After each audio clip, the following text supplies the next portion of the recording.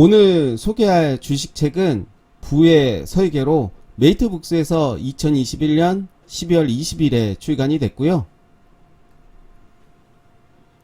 저자는 총 3분으로 정인성님, 장한식님, 송승환님이십니다.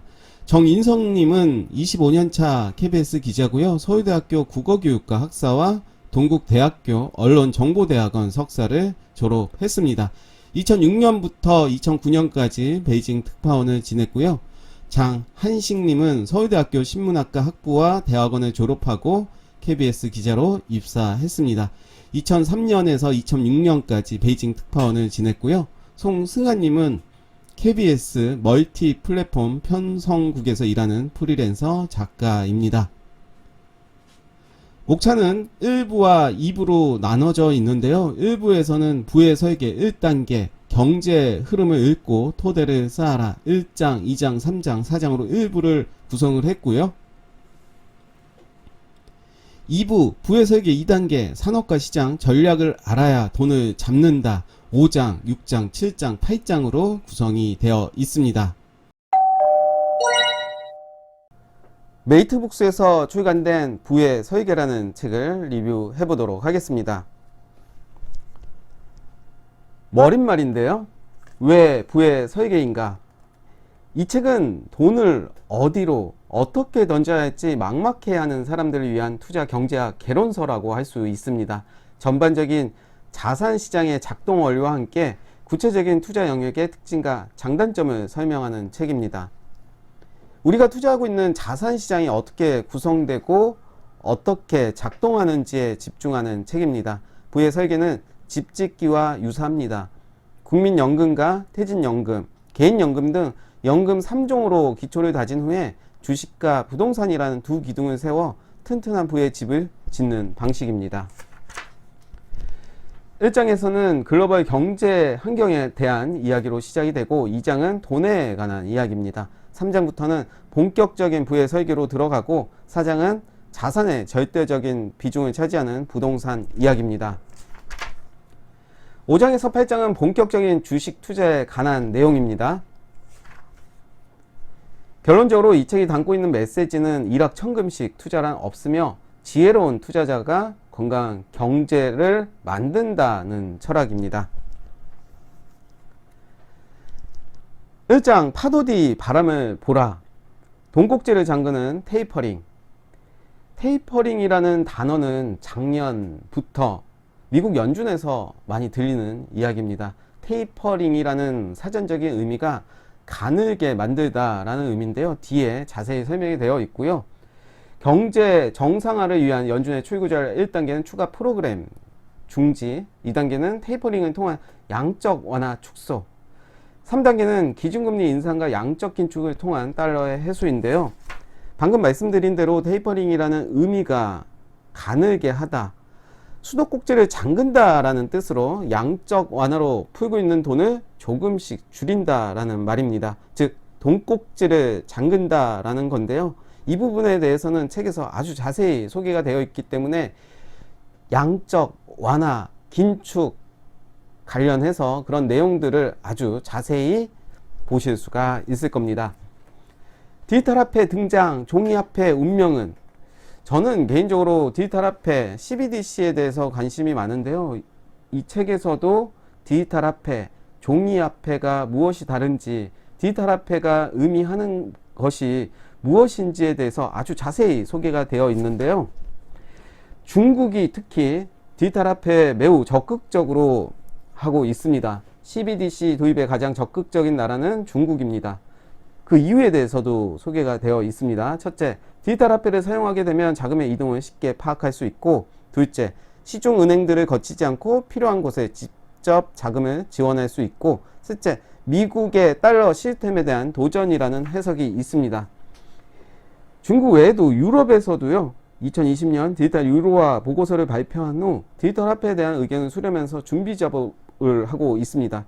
역시 한국은행도 CBDC 사전 연구에 착수를 하고 있는데요. 디지털 화폐는 거래의 투명성을 높이고 화폐를 찍어내는 비용을 줄일 수 있고 통화 정책의 속도와 효과를 끌어올릴 수 있기 때문에 각국 중앙은행들도 도입에 적극적입니다. 결론적으로 금가은으로 대표되는 실물화폐, 종이화폐, 디지털화폐, 암호화폐가 공존되는 시대가 전개될 것이라는 게 필자의 판단입니다.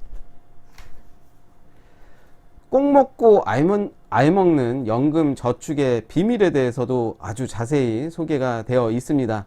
개인연금으로는 연금저축과 연금보험으로 나눌 수가 있는데요. 연금저축, 연금보험에 대해서도 아주 자세히 소개가 되어 있기 때문에 이 책을 보신다면 그 부분 쉽게 이해가 되실 수가 있을 것 같아요. 메타버스, 이제 앞으로 우리 시장에서 가장 크게 움직일 섹터라고 한다면 메타버스로 꼽는 전문가들이 매우 많고요. 저도 동의를 합니다. 메타버스, NFT 이 두 섹터를 저는 주목해서 볼 텐데요.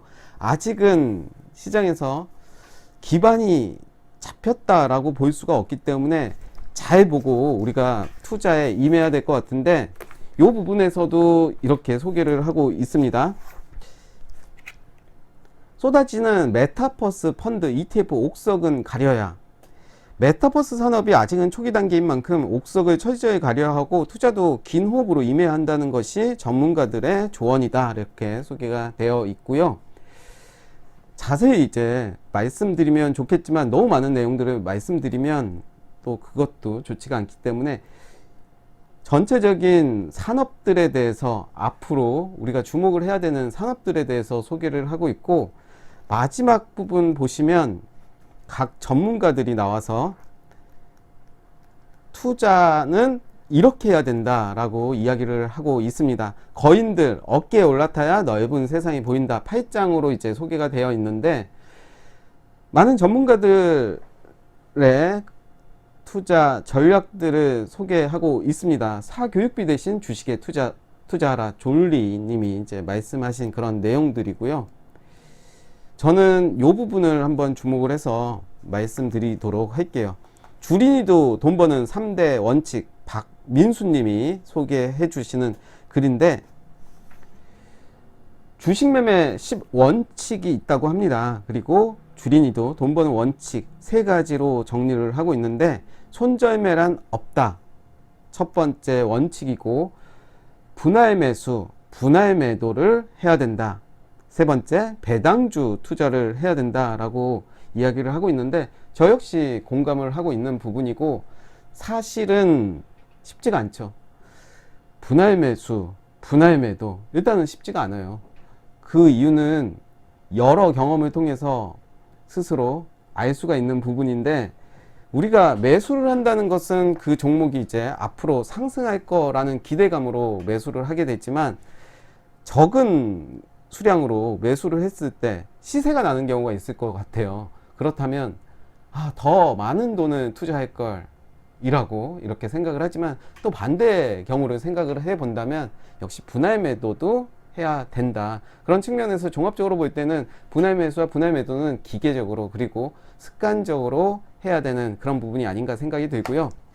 사실은 원칙을 지키지 못하기 때문에 우리가 주식에서 손해를 보기도 하고 쉽게 수익을 내지 못하는 그런 원리를 보게 되는데 많은 전문가들이 나와서 투자 원칙에 대해서 소개를 하고 있기 때문에 이 부분들도 이제 저는 매우 유용하지 않나 생각이 듭니다. 시간을 이기는 돈이 부자 만든다. 김승호, 조병학 님이 쓰신 내용이고요.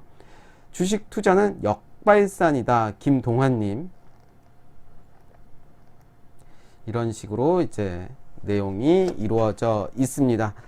많은 책의 내용들을 다 소개시켜 드리고 싶은 저의 욕심도 있지만 전체적으로 저는 이 책이 투자를 하기 전에 꼭 읽어야 되는 필독서가 아닌가 생각이 들고요.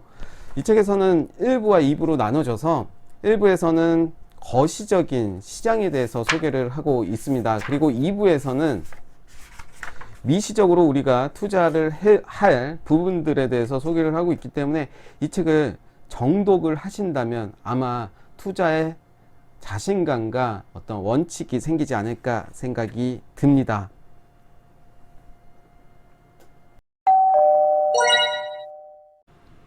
마무리를 지어 보도록 하겠습니다. 40만 구독 KBS 유튜브 머니 올라가 제안하는 부의 설계. 디자인을 본다면 저는 개인적으로 웅장한 느낌으로 이제 제목과 어울리다라는 생각이 들었고요. 설계라는 단어의 제목이 궁금증을 좀 유발을 했습니다. 설계라는 말을 우리는 참 많이 사용을 하는데 궁금해진 거죠.